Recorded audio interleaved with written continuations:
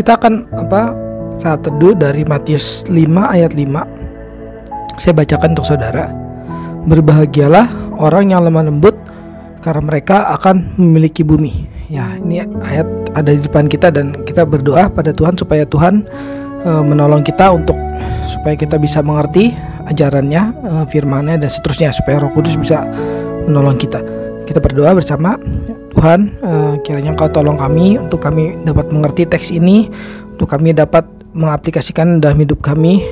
Kiranya apa yang kami renungkan hari ini boleh kami aplikasikan melalui bantuan-Mu, melalui anugerah-Mu, untuk kami hidup dan jalani setiap harinya dengan perkataan firman-Mu. Demi nama Yesus, amin. Ya, di sini dikatakan berbahagialah orang yang lemah lembut, ya, karena mereka akan memiliki bumi, ya. Nah, jadi di sini ada di Matius 5 ini adalah perkataan mengenai ajaran Yesus mengenai berbahagialah, ya. Berbahagia itu lawannya adalah tidak berbahagia, ya, atau kita suka kalau dalam bahasa Inggris kan bless gitu ya, diberkati gitu ya, diberkatilah orang yang lemah lembut dan seterusnya. Itu lawannya adalah terkutuk, ya, dikutuk gitu ya. Jadi ini sebenarnya ciri-ciri orang yang dikasihi Tuhan itu adalah, ya, kita bisa baca tuh orang-orang yang dari ayat 2, ya, kita bisa baca, ya, orang-orang yang miskin di hadapan Allah, dan ya orang-orang yang berduka cita, ya, terus orang-orang yang lemah lembut di ayat 5, ya. Terus nanti ada orang yang lapar dan haus akan kebenaran. Ini adalah ciri-ciri orang yang dikasihi Allah, ya. Ini adalah ciri-ciri orang yang diberikan anugerahnya gitu ya. Di sini kan jadi khotbah di bukit, ya, Yesus mengatakan ajarannya kepada orang-orang yang sebenarnya baru mengikut dia gitu ya. Dan di situ Yesus langsung fair-fairan, langsung jujur gitu ya, langsung mengatakan bahwa kamu mengikut aku gitu ya. Nah, ini adalah tanda kutip, ya, bukan soal daftar sih, tapi ciri-ciri orang yang mengikut Tuhan tuh seperti ini. Salah satunya adalah orang yang lemah lembut gitu ya. Ya, sebenarnya di sini kita butuh lebih lanjut mengerti apa sih arti lemah lembut dan seterusnya gitu ya.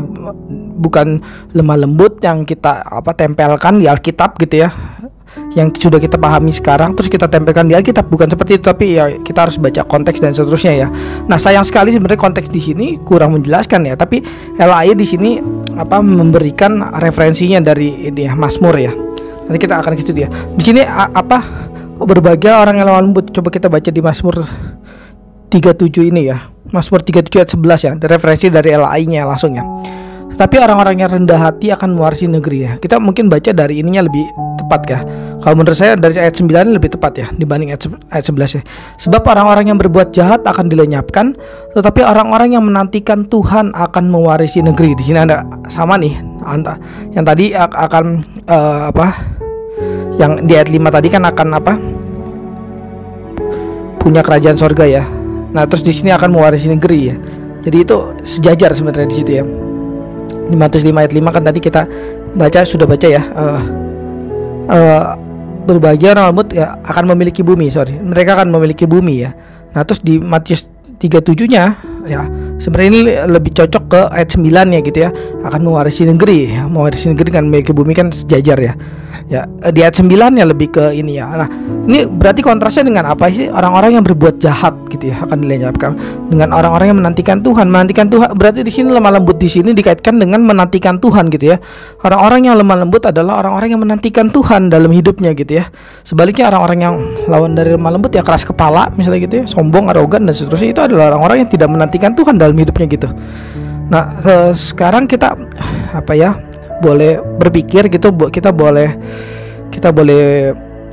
koreksi, ya, hidup kita gitu, ya. Apakah dalam hidup ini, ya, selama kita hidup, ya, hari-hari ini bahkan gitu, apakah kita menantikan Tuhan gitu, ya. Kalau kita tidak menantikan Tuhan, ya, kita adalah orang-orang jahat gitu, ya, di sini orang-orang yang akan dilenyapkan gitu, ya.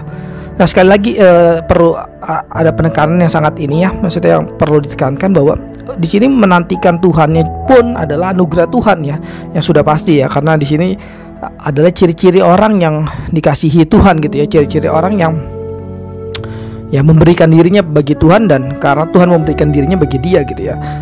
Kita percaya bahwa, ya, semua ini adalah anugerah Tuhan, ya, termasuk ketika kita bisa menantikan Tuhan, itu adalah anugerah Tuhan.